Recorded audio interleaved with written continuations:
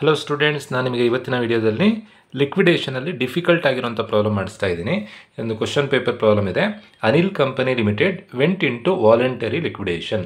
ಅನಿಲ್ ಕಂಪನಿಯವರು ತಮ್ಮ ಸ್ವಇಚ್ಛೆಯಿಂದ ಕಂಪ್ನಿಯನ್ನು ಮುಚ್ತಾ ಇದ್ದಾರೆ. ಯಾವ ಕಂಪ್ನಿ ಮುಚ್ಚಿದ್ದು ಅಂತಂದರೆ 2015 ಅವರೊಂದು ಬ್ಯಾಲೆನ್ಸ್ ಶೀಟನ್ನು when the following balance sheet was prepared, ಈ ಬ್ಯಾಲೆನ್ಸ್ ಶೀಟನ್ನು ಪ್ರಿಪೇರ್ ಮಾಡಿದ್ದಾರೆ.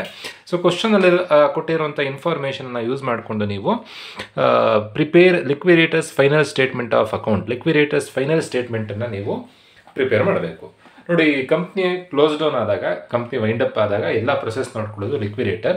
ಅವನು ಏನು ಮಾಡಬೇಕು ಅಂತಂದರೆ ಕಂಪ್ನಿಲಿರುವಂಥ ಎಲ್ಲ ಅಸೆಟ್ಗಳನ್ನು ಮಾರಿ, ಸೊ ಯಾವ್ಯಾವ ಅಸೆಟ್ ಇರುತ್ತೋ ಎಲ್ಲ ಅಸೆಟ್ಗಳನ್ನು ಮಾರಿ ಯಾರ್ಯಾರಿಗೆ ಪೇಮೆಂಟ್ ಮಾಡಬೇಕು ಅವನು ಆರ್ಡರ್ ವೈಸ್ ಪೇಮೆಂಟ್ ಮಾಡ್ತಾ ಬರಬೇಕು. ಬಟ್ ಪೇಮೆಂಟ್ ಮಾಡಬೇಕಾದ್ರೆ ಅದರದ್ದೇ ಒಂದು ಆರ್ಡ್ರ್ ಇದೆ, ಆ ಆರ್ಡ್ರ್ ಪ್ರಕಾರನೇ ಪೇಮೆಂಟ್ ಮಾಡಿದ್ರಾಯಿತು. ಸೊ ಏನು ಇನ್ಫಾರ್ಮೇಷನ್ ಕೊಟ್ಟಿದ್ದಾರೆ ಅಂತಂದರೆ liquidators realise the asset as follows. Liquidators asset ಎಲ್ಲದನ್ನು ಮಾರ್ತಾ ಇದ್ದಾರಂತೆ. ಸೊ ಮಾರಿದಾಗ ಇನ್ಕಮ್ ಆಗುತ್ತೆ, ಅದನ್ನು ನಾನಿಲ್ಲಿ ರಿಸಿಪ್ಟ್ ಸೈಡ್ ಬರ್ಕೊಳ್ತಾ ಇದ್ದೀನಿ. ಏನೇ ದುಡ್ಡು ಬರ್ತಾ ಇದ್ದರೆ ಅದನ್ನು ರಿಸಿಪ್ಟ್ ಸೈಡ್ ಬರೀಬೇಕು, ಪೇಮೆಂಟ್ ಮಾಡ್ತಾ ಇದ್ದರೆ ಕ್ರೆಡಿಟ್ ಸೈಡ್ ಬರೀಬೇಕು. Liquidators realise the asset as follows. ಈ ಕೆಳಗಿನ ಅಸೆಟ್ಗಳನ್ನು ಮಾರಿದ್ದಾರೆ. ಯಾವ್ಯಾವ ಅಸೆಟನ್ನು ಮಾರಿದ್ದಾರೆ? ಲೀಸ್ ಹೋಲ್ಡ್ ಪ್ರಾಪರ್ಟಿಯನ್ನು ಮಾರಿದ್ದಾರೆ, ಪ್ಲ್ಯಾಂಟನ್ನು ಮಾರಿದ್ದಾರೆ, ಸ್ಟಾಕನ್ನು ಮಾರಿದ್ದಾರೆ, ಸನ್ರಿ ಡೇಟಾಸ್ ಮಾರಿದ್ದಾರೆ. ಮಾರಿದಾಗ ದುಡ್ಡು ಸಿಗುತ್ತೆ, ಅದು ಇನ್ಕಮ್ ಆಗುತ್ತೆ, ಹಾಗಾಗಿ ರಿಸಿಪ್ಟ್ ಸೈಡ್ ಬರೀಬೇಕು. ನೋಡಿ, ಕೆಲವರು ಟೂ ಬೈ ಬರೀತಾರೆ ರಿಸಿಪ್ಟ್ ಆ್ಯಂಡ್ ಪೇಮೆಂಟ್ ಅಕೌಂಟ್ನಲ್ಲಿ, ಕೆಲವರು ಬರೆಯೋದಿಲ್ಲ. ನೀವು ಯಾವುದಾದ್ರೂ ಫಾಲೋ ಮಾಡ್ಬೋದು. 2 ಬೈ ಬರೆದ್ರೂ ತಪ್ಪಲ್ಲ, ಬರೀದೇ ಇದ್ರೂ ತಪ್ಪಲ್ಲ. ನಾನಲ್ಲಿ 2 ಬೈ ಬರೀಲಿಕ್ಕೆ ಹೋಗಲ್ಲ. ಅಸೆಟ್ ರಿಯಲೈಸ್ಡ್, ಯಾವ್ಯಾವ ಅಸೆಟನ್ನು ಮಾರ್ತಾ ಇದ್ದಾರೆ ಆ ಎಲ್ಲ ಅಸೆಟ್ಗಳನ್ನು ಇಲ್ಲಿ ಬರ್ಕೋಬೇಕು. ಯಾವ್ಯಾವ ಅಸೆಟ್ ಮಾಡ್ತಿದ್ದಾರೆ? ಲೀಸ್ ಹೋಲ್ಡ್ ಪ್ರಾಪರ್ಟಿ, ನಾನಿಲ್ಲಿ ಶಾರ್ಟ್ ಫಾರ್ಮಲ್ಲಿ LHP ಅಂತ ಬರಿತಾ ಇದ್ದೀನಿ. ಲೀಸ್ ಹೋಲ್ಡ್ ಪ್ರಾಪರ್ಟಿ ಅಮೌಂಟ್ ಎಷ್ಟಿದೆ? 35,000 ಇದೆ. ನೆಕ್ಸ್ಟ್ ಯಾವ ಅಸೆಟನ್ನು ಮಾರಿದ್ದಾರೆ? ಪ್ಲ್ಯಾಂಟನ್ನು ಮಾರಿದ್ದಾರೆ. ಪ್ಲ್ಯಾಂಟನ್ನು ಎಷ್ಟು ರೂಪಾಯಿಗೆ ಮಾರ್ತಾ ಇದ್ದಾರೆ? 51,000ಗೆ ಮಾರ್ತಾ ಇದ್ದಾರೆ. ನೋಡಿ, ಕ್ವಶನಲ್ಲಿ ಕೊಟ್ಟಿರುವಂಥ ಅಮೌಂಟೇ ಬೇರೆ. ಲೀಸ್ ಹೋಲ್ಡ್ ಪ್ರಾಪರ್ಟಿ 48,000 ಇತ್ತು, ಪ್ಲ್ಯಾಂಟ್ 65,500 ಇತ್ತು, ಸ್ಟಾಕ್ಸ್ 56,800 ಇತ್ತು. ಆ ಅಮೌಂಟ್ ಬರೆಯೋದಲ್ಲ, ಎಷ್ಟು ರೂಪಾಯಿಗೆ ಮಾರ್ತಾ ಇದ್ದಾರೆ ಅಂತ ನೋಡಿಕೊಂಡು ಆ ಅಮೌಂಟನ್ನು ನೀವು ಬರೀಬೇಕಾಗತ್ತೆ. ನೋಡಿ, ಲೀಸ್ ಹೋಲ್ಡ್ ಪ್ರಾಪರ್ಟಿಯನ್ನು ಮಾರಿರೋದು 35,000 ರೂಪಾಯಿಗೆ 35,000 ಬರೆದಿದ್ದೀನಿ. ಪ್ಲ್ಯಾಂಟನ್ನು ಮಾರಿರೋದು 51,000ಕ್ಕೆ 51,000 ರೂಪಾಯಿ ಬರ್ಕೊಂಡಿದ್ದೀನಿ. ಸ್ಟಾಕ್ 39,600 ಇದೆ. ಸ್ಟಾಕ್ ಮಾರಿರೋದು 39,000ಗೆ ಮಾರ್ತಾ ಇದ್ದಾರೆ ಸ್ಟಾಕನ್ನು. ನೆಕ್ಸ್ಟ್ ಡೆಟಾಸ್ ಅಂದರೆ ದುಡ್ಡು ಬರಲಿಕ್ಕಿರುವಂಥ ದುಡ್ಡು, ಯಾರೊಬ್ಬ ಥರ್ಡ್ ಪಾರ್ಟಿಯಿಂದ ದುಡ್ಡು ಬರಲಿಕ್ಕಿತ್ತು. ಎಷ್ಟು ದುಡ್ಡು ಬರಲಿಕ್ಕಿತ್ತು? 64,000 ಬರಲಿಕ್ಕಿತ್ತು. ಬಟ್ ಬಂದಿದ್ದು 58,500 ರೂಪಾಯಿ ಮಾತ್ರ. ಸೊ ಇವೆಲ್ಲ ಆದಮೇಲೆ ಕ್ಯಾಶನ್ನು ನೀವೇ ಇನ್ಕ್ಲೂಡ್ ಮಾಡಿ ಬರೀಬೇಕು. ಕ್ಯಾಶನ್ನು ಸೇಲ್ ಮಾಡಲಿಕ್ಕೆ ಏನಾಗಲ್ಲ, ಅಸೆಟನ್ನು ಮಾತ್ರ ಸೇಲ್ ಮಾಡಲಿಕ್ಕಾಗೋದು. ಕ್ಯಾಶ್ ನೋಡಿ, ಕಂಪ್ನಿ ಕ್ಲೋಸ್ ಡೌನ್ ಆಗಬೇಕು, ಕಂಪ್ನಿಲಿರುವಂಥ ಕ್ಯಾಶಲ್ಲಿ ಯಾವುದೇ ಥರ ಬದಲಾವಣೆ ಆಗಲ್ಲ. ಸೊ ಎಲ್ಲ ಅಸೆಟ್ ಬರೆದಾದ್ಮೇಲೆ ಲಾಸ್ಟಿಗೆ ಕ್ಯಾಶ್ ಒಂದನ್ನು ನೀವು ಇನ್ಕ್ಲೂಡ್ ಮಾಡಿ ಬರೆದ್ರಾಯಿತು. ಕ್ಯಾಶ್ ಅಮೌಂಟ್ ಎಷ್ಟಿದೆ? ಕ್ಯಾಶ್ 2,500. ಸೇಲ್ ಮಾಡಿರುವಂಥ ಎಲ್ಲ ಅಸೆಟ್ಗಳನ್ನು ಬರ್ಕೊಂಡು ಲಾಸ್ಟಿಗೆ ಕ್ಯಾಶ್ ಬರೀಬೇಕು. ಕ್ಯಾಶ್ ಅಮೌಂಟ್ ಎಷ್ಟಿದೆ ಅಂತಂದರೆ 2,500. ಇವಿಷ್ಟನ್ನು ಆ್ಯಡ್ ಮಾಡಿದಾಗ ಬರುವಂಥ ಅಮೌಂಟ್,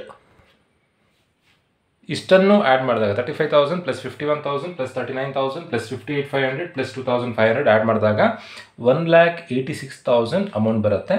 ಸೊ ಅಲ್ಲಿಗೆ ಕಂಪ್ನಿಗೆ ಬಂದಿರುವಂಥ ದುಡ್ಡನ್ನೆಲ್ಲ ರಿಸಿಪ್ಟ್ ಸೈಡಲ್ಲಿ ಬರ್ಕೊಳ್ಬೇಕು. ಸೊ ಈ ದುಡ್ಡನ್ನು ಕಂಪ್ನಿಯವರು ಅವರೇ ಇಟ್ಕೊಳ್ಳಿಕ್ಕಿಲ್ಲ. ಸೊ ಏನೇನು ಪೇಮೆಂಟ್ ಮಾಡಲಿಕ್ಕಿರುತ್ತೋ ಅದೆಲ್ಲ ಪೇಮೆಂಟ್ ಮಾಡ್ತಾ ಬರಬೇಕು. ನೋಡಿ, ಯಾರ್ಯಾರಿಗೆ ಪೇಮೆಂಟ್ ಮಾಡಲಿಕ್ಕಿದೆ ಅದನ್ನು ಲಯಬಿಲಿಟಿ ಸೈಡಲ್ಲಿ ಕೊಟ್ಟಿರ್ತಾರೆ.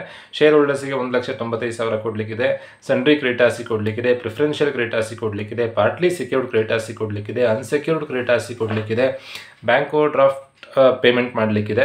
ಸೊ ಎಲ್ಲ ಪೇಮೆಂಟನ್ನು ಮಾಡಬೇಕು. ಬಟ್ ಪೇಮೆಂಟ್ ಮಾಡಬೇಕಾದ್ರೆ ನಾನು ಸ್ಟಾರ್ಟಿಂಗಲ್ಲೇ ಫಾರ್ಮೇಟ್ ಎಕ್ಸ್ಪ್ಲೈನ್ ಮಾಡಿದ್ದೆ. ಸೊ ಯಾವಾಗಲೂ ಫಸ್ಟ್ ಪೇಮೆಂಟು ಸೆಕ್ಯೂರ್ಡ್ ಕ್ರೆಡಿಟಾರ್ಸಿಗೆ ಪೇಮೆಂಟ್ ಮಾಡಬೇಕು. ಸೆಕ್ಯೂರ್ಡ್ ಕ್ರೆಡಿಟಾರ್ಸ್ ಅಂದರೆ ಯಾರ ಹತ್ರ ನೀವು ಅಡ ಇಟ್ಟು ಸಾಲ ಮಾಡಿರ್ತೀರೋ, ಸೊ ನಿಮ್ಮ ಕೈಗೆ ದುಡ್ಡು ಸಿಕ್ಕಾಗ ನೀವು ಯಾವ ಸಾಲ ಫಸ್ಟ್ ತೀರಿಸ್ತೀರಾ? ಎಲ್ಲಿ ಪ್ಲೆಡ್ಜ್ ಮಾಡಿ ಲೋನ್ ಮಾಡಿರ್ತೀರೋ ಸೊ ಆ ಲೋನನ್ನು ಫಸ್ಟ್ ಕ್ಲಿಯರ್ ಮಾಡ್ತೀರಾ. ಸೊ ಯಾವಾಗಲೂ ಫಸ್ಟ್ ಪೇಮೆಂಟು ಸೆಕ್ಯೂರ್ಡ್ ಕ್ರೆಡಿಟಾರ್ಸಿಗೆ ಮಾಡಬೇಕು. ನಾನಿಲ್ಲಿ ಸೆಕ್ಯೂರ್ಡ್ ಕ್ರೆಡಿಟಾರ್ಸ್ ಅಂತ ಬರ್ಕೊಳ್ತಾ ಇದ್ದೀನಿ. Secured creditors. ನೋಡಿ, ಸೆಕ್ಯೂರ್ಡ್ ಕ್ರೆಡಿಟಾರ್ಸ್ ಬಗ್ಗೆ ಏನು ಇನ್ಫಾರ್ಮೇಷನ್ ಕೊಟ್ಟಿದ್ದಾರೆ ಕ್ವಶನಲ್ಲಿ? ಪಾರ್ಟ್ಲಿ ಸೆಕ್ಯೂರ್ಡ್ ಅಂತ ಕೊಟ್ಟಿದ್ದಾರೆ. ಪಾರ್ಟ್ಲಿ ಸೆಕ್ಯೂರ್ಡ್ ಅಂತಂದರೆ ಏನು? ಅರ್ಧ ಸೆಕ್ಯೂರ್ಡು, ಅರ್ಧ ಅನ್ಸೆಕ್ಯೂರ್ಡ್. ಯಾವ ಅಸೆಟನ್ನು ಪ್ಲೆಡ್ಜ್ ಮಾಡಿ ಲೋನ್ ತೊಗೊಂಡಿದ್ರಂತೆ? On leasehold property. Leasehold ಪ್ರಾಪರ್ಟಿಯ ವ್ಯಾಲ್ಯೂ ಎಷ್ಟಿದೆ? ಲೀಸ್ ಹೋಲ್ಡ್ ಪ್ರಾಪರ್ಟಿಯ ವ್ಯಾಲ್ಯೂ 48,000 ರೂಪಾಯಿ ಇದೆ. 48,000 ರೂಪಾಯಿದು ಒಂದು ಅಸೆಟನ್ನು ಪ್ಲೆಡ್ಜ್ ಮಾಡಿ ನೀವು ಲೋನ್ ಮಾಡಿದ್ದೀರಾ. ಸೊ ಅಲ್ಲಿಗೆ ಲೋನ್ ಅಮೌಂಟ್ ಎಷ್ಟು ಅಂತ ಆಗುತ್ತೆ? ಲೋನ್ ಅಮೌಂಟ್ 48,000 ಆಗುತ್ತೆ. ಬಟ್ ನೀವು ಪ್ಲೆಡ್ಜ್ ಮಾಡಿ ಯಾವುದೋ ಒಂದು ಅಸೆಟನ್ನು ಪ್ಲೆಡ್ಜ್ ಮಾಡಿ ಲೋನ್ ತೊಗೊಂಡಿದ್ರಲ್ವ, ಆ ಅಸೆಟನ್ನು ಅವ್ರು ಮಾರಿದ್ದಾರೆ. ಎಷ್ಟು ರೂಪಾಯಿಗೆ ಮಾರಿದ್ದಾರೆ? 35,000 ರೂಪಾಯಿ ಮಾರಿದ್ದಾರೆ. ಅದ್ರ ವ್ಯಾಲ್ಯೂ ಎಷ್ಟಿತ್ತು? 48,000 ರೂಪಾಯಿ ಇತ್ತು. ಅಕಸ್ಮಾತ್ 48,000 ರೂಪಾಯಿದನ್ನು 48,000 ರೂಪಾಯಿಗಿಂತ ಜಾಸ್ತಿ ರೇಟಿಗೆ ಮಾರ್ತಾ ಇದ್ದರೆ ಅದು ನಮಗೆ ಇನ್ಕಮ್ ಆಗುತ್ತೆ.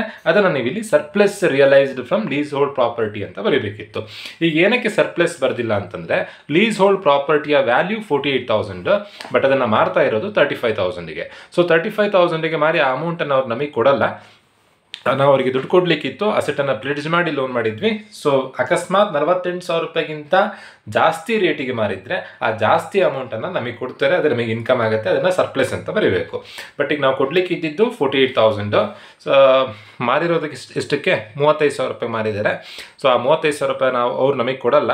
35,000 ರೂಪಾಯಿ ನಾವು ಅವ್ರಿಗೆ ಕೊಡಲಿಕ್ಕಿತ್ತು. ಸೊ ಹಾಗಾಗಿ ಸೆಕ್ಯೂರ್ಡ್ ಕ್ರೆಡಿಟರ್ಸ್ ಅಂತ ಬರ್ತು. ಯಾವ ಅಮೌಂಟ್ ಬರೀಬೇಕು ಅಂತಂದರೆ 35,000 ಬರೀಬೇಕು. ಸೆಕ್ಯೂರ್ಡ್ ಕ್ರೆಡಿಟರ್ಸ್ ಅಮೌಂಟನ್ನು ಕ್ವಶನಲ್ಲಿ ಕೊಡಲಿಲ್ಲ. ಯಾವ ಅಸೆಟನ್ನು ಪ್ಲೆಡ್ಜ್ ಮಾಡಿ ಲೋನ್ ಮಾಡಿದ್ವಿ? ಲೀಸ್ ಹೋಲ್ಡ್ ಪ್ರಾಪರ್ಟಿಯನ್ನು ಪ್ಲೆಡ್ಜ್ ಮಾಡಿ ಲೋನ್ ಮಾಡಿದ್ವಿ. ಸೊ ಎಷ್ಟು ಲೋನ್ ಕೊಡ್ತಾರೆ? ನಾವು ಎಷ್ಟು ಅಸೆಟಿನ ವ್ಯಾಲ್ಯೂ ಎಷ್ಟಿದೆ? 48,000 ಲೋನ್ ಮಾಡಿದ್ವಿ. ಬಟ್ ಏನಕ್ಕೆ 48,000 ಬರ್ದಿಲ್ಲ ಅಂತಂದರೆ, ಅವ್ರು ನಮಗೆ ಈಗ ನಮ್ಮ ಹತ್ರ ಇರುವಂಥ ಅವ್ರ ಹತ್ರ ಇರುವಂಥ ಅಸೆಟನ್ನು ಮಾರಿದರೆ ಎಷ್ಟು ರೂಪಾಯಿ ಮಾರಿದ್ದಾರೆ? 35,000 ರೂಪಾಯಿ ಮಾರಿದ್ದಾರೆ. ಸೊ ಅವ್ರಿಗೆ ಎಷ್ಟು ಅಮೌಂಟ್ ಸಿಕ್ಕಂಗಾಗುತ್ತೆ? 35,000 ರೂಪಾಯಿ ಸಿಕ್ಕಂಗಾಗುತ್ತೆ. ಸೆಕ್ಯೂರ್ಡ್ ಕ್ರೆಡಿಟರ್ಸ್ ಅಂತ ಬರೆದು ಅದೇ ಅಮೌಂಟನ್ನು ಲೀಸ್ ಹೋಲ್ಡ್ ಪ್ರಾಪರ್ಟಿ ವ್ಯಾಲ್ಯೂ ಏನಿದೆಯೋ ಆ ವ್ಯಾಲ್ಯೂ ಬರ್ಕೊಳ್ಳೋದಲ್ಲ, ಎಷ್ಟು ರೂಪಾಯಿಗೆ ರಿಯಲೈಸ್ ಆಗಿರುತ್ತೋ ಆ ಅಮೌಂಟನ್ನು ಬರ್ಕೊಳ್ಬೇಕು. Secured creditors 35,000. ಸೊ ನೆಕ್ಸ್ಟ್ ಏನು ಪೇಮೆಂಟ್ ಮಾಡಬೇಕು? Liquidation expenses. ಲಿಕ್ವಿಡೇಷನ್ ಎಕ್ಸ್ಪೆನ್ಸಸ್ ಎಷ್ಟು ಅಮೌಂಟ್ ಬರೀಬೇಕು ಅಂದರೆ ಕ್ವಶನಲ್ಲಿ ಕೊಟ್ಟಿದ್ದಾರೆ ನೋಡಿ. Expenses of liquidation amounted to ₹1,000. Liquidation expenses 1,000. Secured ಕ್ರೆಡಿಟರ್ಸ್ಗೆ ಪೇಮೆಂಟ್ ಮಾಡಿ ಆಯಿತು, ಲಿಕ್ವಿಡೇಷನ್ ಎಕ್ಸ್ಪೆನ್ಸಸ್ ಪೇಮೆಂಟ್ ಮಾಡಿ ಆಯಿತು. ಲಿಕ್ವಿಡೇಷನ್ ಎಕ್ಸ್ಪೆನ್ಸಸ್ ಅಂದರೆ ಕಂಪ್ನಿ ಕ್ಲೋಸ್ ಡೌನ್ ಆದಾಗ ಕೆಲವೊಂದು ಲೀಗಲ್ ಆಗಿರುವಂಥ ಕೆಲವೊಂದು ಎಕ್ಸ್ಪೆನ್ಸಸ್ ಬರುತ್ತೆ. ಆ ಎಲ್ಲ ಎಕ್ಸ್ಪೆನ್ಸಸ್ಗೆ ಲಿಕ್ವಿಡೇಷನ್ ಎಕ್ಸ್ಪೆನ್ಸಸ್ ಅಂತ ಅಂತೀವಿ. ಸೊ ನೆಕ್ಸ್ಟ್ ಇರೋದು ಲಿಕ್ವಿಡೇಟರ್ಸ್ ರೆಮ್ಯುನರೇಷನ್. ನೆಕ್ಸ್ಟ್ ಯಾರಿಗೆ ಪೇಮೆಂಟ್ ಮಾಡಬೇಕು ಅಂತಂದರೆ ಲಿಕ್ವಿಡೇಟರಿಗೆ. ಎಲ್ಲ ಪ್ರೊಸೆಸನ್ನು ನೋಡ್ಕೊಳ್ಳೋದು ಲಿಕ್ವಿಡೇಟರ್ಸ್ ರೆಮ್ಯುನರೇಷನ್ ಪೇಮೆಂಟ್ ಮಾಡಬೇಕು. ಸೊ ಲಿಕ್ವಿಡೇಟರಿಗೆ ರೆಮ್ಯುನರೇಷನ್ ಪೇಮೆಂಟ್ ಮಾಡಬೇಕಾದ್ರೆ ಸೊ ಫಸ್ಟ್ ಬರೋದು on asset realised. Next on preferential creditors. Next on unsecured creditors. ನಾನು ಇಲ್ಲಿ ಶಾರ್ಟ್ ಫಾರ್ಮ್ ಬರ್ಕೊಂಡಿದ್ದೀನಿ. ಸೊ ಲಿಕ್ವಿಡೇಟರ್ಸ್ಗೆ ರೆಮ್ಯುನರೇಷನ್ ಯಾವ್ದಾದ್ರು ಕೊಡಬೇಕು ಅಂತಂದರೆ ಅಸೆಟ್ ಸೇಲ್ ಮಾಡಿದ್ದಕ್ಕೆ ರೆಮ್ಯುನರೇಷನ್ ಕೊಡಬೇಕು, ಪ್ರಿಫರೆನ್ಷಿಯಲ್ ಕ್ರೆಡಿಟರ್ಸ್ಗೆ ಪೇಮೆಂಟ್ ಮಾಡೋದಕ್ಕೆ ರೆಮ್ಯುನರೇಷನ್ ಕೊಡಬೇಕು, ಅನ್ಸೆಕ್ಯೂರ್ಡ್ ಕ್ರೆಡಿಟರ್ಸ್ಗೆ ಪೇಮೆಂಟ್ ಮಾಡೋದಕ್ಕೆ ಅವರಿಗೆ ರೆಮ್ಯುನರೇಷನ್ ಕೊಡಬೇಕು. ಸೊ ಅಸೆಟ್ ರಿಯಲೈಸ್ ಬಗ್ಗೆ ಏನು ಇನ್ಫಾರ್ಮೇಷನ್ ಕೊಟ್ಟಿದ್ದಾರೆ? Liquidators remuneration was agreed at 2.5% on the amount realised including cash in hand ಅಂತ ಕೊಟ್ಟಿದ್ದಾರೆ. ಸೊ ಎಷ್ಟು ಪರ್ಸೆಂಟೇಜ್ ಕಮಿಷನ್ ಕೊಡಬೇಕಂತೆ? 2.5%. 2.5% ಬರ್ಕೊಳ್ತಾ ಇದ್ದೀನಿ. ಇನ್ಕ್ಲೂಡಿಂಗ್ ಕ್ಯಾಶ್ ಅಂತ ಕೊಟ್ಟರೆ ಈ ಅಮೌಂಟ್ ಟೋಟಲ್ ಅಮೌಂಟ್ ಎಷ್ಟಿದೆ? 1,86,000 ಇದೆ. ಆ ಅಮೌಂಟನ್ನು ಬರ್ಕೊಳ್ಬೇಕು.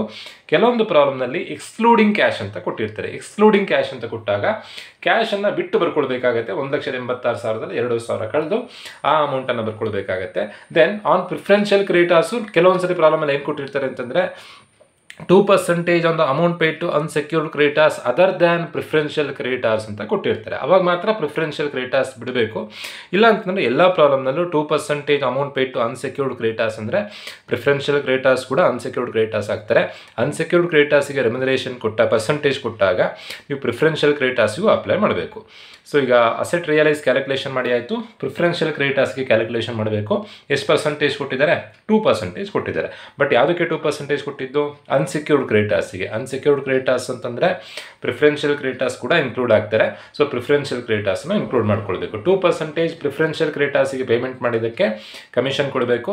ಸೊ 2% ಯಾವುದ್ರ ಮೇಲೆ ಅಂತಂದರೆ ಪ್ರಿಫರೆನ್ಷಿಯಲ್ ಕ್ರೆಡಿಟರ್ಸ್ ಅಮೌಂಟ್ ಮೇಲೆ. ಪ್ರಿಫರೆನ್ಸ್ ನೋಡಿ, ಸನ್ರಿ ಕ್ರೆಡಿಟರ್ಸ್ ಕೆಳಗಡೆ ಪ್ರಿಫರೆನ್ಷಿಯಲ್ ಅಂತಲೇ ಅಮೌಂಟ್ ಕೊಟ್ಟಿದ್ದಾರೆ. 24,200 into 2%. 24,200 into 2% ಮಾಡಿದಾಗ ಬರುವಂಥ ಅಮೌಂಟ್ 484 ಅಮೌಂಟ್ ಬರುತ್ತೆ. ನೆಕ್ಸ್ಟ್ ಇಲ್ಲೂ ಕೂಡ 1,86,000ಗೆ 2.5% ಮಾಡಿದಾಗ 4,650 ಬರುತ್ತೆ. ನೆಕ್ಸ್ಟ್ ಆನ್ ಅನ್ಸೆಕ್ಯೂರ್ಡ್ ಕ್ರೆಡಿಟರ್ಸ್ ಎಲ್ಲ ಪ್ರಾಬ್ಲಮ್ನಲ್ಲಿ ಲಾಸ್ಟಿಗೆ ಮಾಡಬೇಕು. ಸೊ ಲಿಕ್ವಿಡೇಟರ್ಸ್ ರೆಮ್ಯುನರೇಷನ್ ನೋಡಿ, ಅನ್ಸೆಕ್ಯೂರ್ಡ್ ಕ್ರೆಡಿಟರ್ಸ್ ಖಾಲಿ ಬಿಟ್ಕೊಳ್ಬೇಕು, ಲಾಸ್ಟಿಗೆ ಎಷ್ಟು ಅಮೌಂಟ್ ಉಳಿದಿದೆ ಅಂತ ನೋಡ್ಕೊಂಡು ಫೈಂಡ್ ಔಟ್ ಮಾಡಬೇಕು. ಸೊ ನೆಕ್ಸ್ಟ್ ಯಾರಿಗೆ ಪೇಮೆಂಟ್ ಮಾಡಬೇಕು? ಡಿಬೆಂಚರ್ ಹೋಲ್ಡರ್ಸಿಗೆ. ಎಲ್ಲೂ ಕೂಡ ಲಯಬಿಲಿಟಿ ಸೈಡ್ನಲ್ಲಿ ಡಿಬೆಂಚರ್ ಹೋಲ್ಡರ್ಸ್ ಅಂತ ಅಮೌಂಟ್ ಕೊಡಲಿಲ್ಲ. ಸೊ ನೆಕ್ಸ್ಟ್ ಯಾರಿಗೆ ಪೇಮೆಂಟ್ ಮಾಡಬೇಕು ಅಂತಂದರೆ ಪ್ರಿಫರೆನ್ಷಿಯಲ್ ಕ್ರೆಡಿಟರ್ಸಿಗೆ ಪೇಮೆಂಟ್ ಮಾಡಬೇಕು. ಪ್ರಿಫರೆನ್ಷಿಯಲ್ ಕ್ರೆಡಿಟರ್ಸ್ ಎಷ್ಟು ಪೇಮೆಂಟ್ ಮಾಡಬೇಕು? Preferential creditors 24,200. ಇಲ್ಲಿ ಬರೆದಿರೋದು ಪ್ರಿಫರೆನ್ಷಿಯಲ್ ಕ್ರೆಡಿಟರ್ಸ್ ಏನು ಅಂತಂದರೆ 24,200 ರೂಪಾಯಿ ಪೇಮೆಂಟ್ ಮಾಡಿದ್ದಕ್ಕೆ ಲಿಕ್ವಿಡೇಟರಿಗೆ ಕೊಡುವಂಥ ಕಮಿಷನನ್ನು ಇಲ್ಲಿ ಬರೆದಿರೋದು. ಇಲ್ಲಿ ಎಷ್ಟು ಕೊಡಬೇಕು ಆ ಅಮೌಂಟನ್ನು ಬರೀಬೇಕು. ಎಷ್ಟು ಕೊಡಬೇಕು? 24,200 ರೂಪಾಯಿ ಕೊಡಬೇಕು. ಸೊ ಪ್ರಿಫರೆನ್ಷಿಯಲ್ ಕ್ರೆಡಿಟರ್ಸಿಗೆ ಪೇಮೆಂಟ್ ಮಾಡಿ ಆದಮೇಲೆ ಯಾರಿಗೆ ಪೇಮೆಂಟ್ ಮಾಡಬೇಕು ಅಂತಂದರೆ ಅನ್ಸೆಕ್ಯೂರ್ಡ್ ಕ್ರೆಡಿಟರ್ಸಿಗೆ ಪೇಮೆಂಟ್ ಮಾಡಬೇಕು. ಬಟ್ ಈ ಪ್ರಾಬ್ಲಮ್ನಲ್ಲಿ ಅನ್ಸೆಕ್ಯೂರ್ಡ್ ಅಮೌಂಟ್ ನೋಡಿ, ಇಲ್ಲೊಂದು ಅನ್ಸೆಕ್ಯೂರ್ಡ್ ಇದೆ, ಇಲ್ಲೂ ಒಂದು ಅನ್ಸೆಕ್ಯೂರ್ಡ್ ಇದೆ, ನೆಕ್ಸ್ಟ್ ಇಲ್ಲಿ ಪಾರ್ಟ್ಲಿ ಸೆಕ್ಯೂರ್ಡ್ ಅಂತಿದೆ. ಪಾರ್ಟ್ಲಿ ಸೆಕ್ಯೂರ್ಡ್ ಅಂತಂದರೆ ಅರ್ಧ ಸೆಕ್ಯೂರ್ಡು ಅರ್ಧ ಅನ್ಸೆಕ್ಯೂರ್ಡು. ಸೊ ಫಸ್ಟು ಅನ್ಸೆಕ್ಯೂರ್ಡ್ ಕ್ರೆಡಿಟರ್ಸ್ ಅಮೌಂಟನ್ನು ನೀವು ಕ್ಯಾಲ್ಕುಲೇಷನ್ ಮಾಡ್ಕೊಳ್ಬೇಕು. ಅನ್ಸೆಕ್ಯೂರ್ಡ್ ಕ್ರೆಡಿಟರ್ಸ್ ಅಮೌಂಟ್ ಕ್ಯಾಲ್ಕುಲೇಷನ್ ಮಾಡೋದು ಹೇಗೆ ಅಂತಂದರೆ ಫಸ್ಟು ಪಾರ್ಟ್ಲಿ ಸೆಕ್ಯೂರ್ಡ್ ಅಂತ ಕೊಟ್ಟಿದ್ದಾರೆ. ಪಾರ್ಟ್ಲಿ ಸೆಕ್ಯೂರ್ಡ್ ಅಂತಂದರೆ ಏನು? ಅರ್ಧ ಸೆಕ್ಯೂರ್ಡು ಅರ್ಧ unsecured.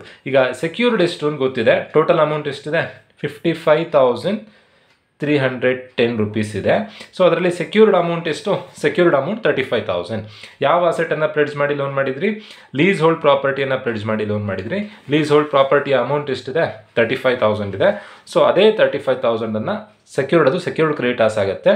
So total amount ಕೊಡಲಿಕ್ಕಿದ್ದು 55 secured ಎಷ್ಟು? 35. ರಿಮೈನಿಂಗ್ ಅಮೌಂಟು ಅನ್ಸೆಕ್ಯೂರ್ಡ್ ಆಗುತ್ತೆ. ಟೋಟಲ್ ಅಮೌಂಟಿಂದ ಸೆಕ್ಯೂರ್ಡ್ ಅಮೌಂಟನ್ನು ಕಳೆದ್ರೆ ಅನ್ಸೆಕ್ಯೂರ್ಡ್ ಅಮೌಂಟ್ ಸಿಗುತ್ತೆ.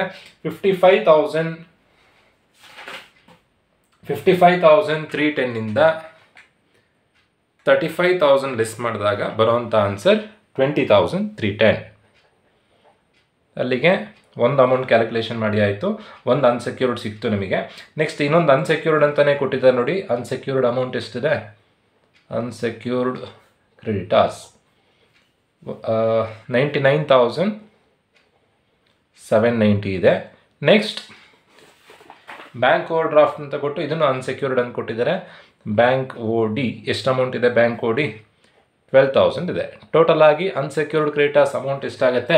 20,310 ಪ್ಲಸ್ 99,790 ಪ್ಲಸ್ 12,000.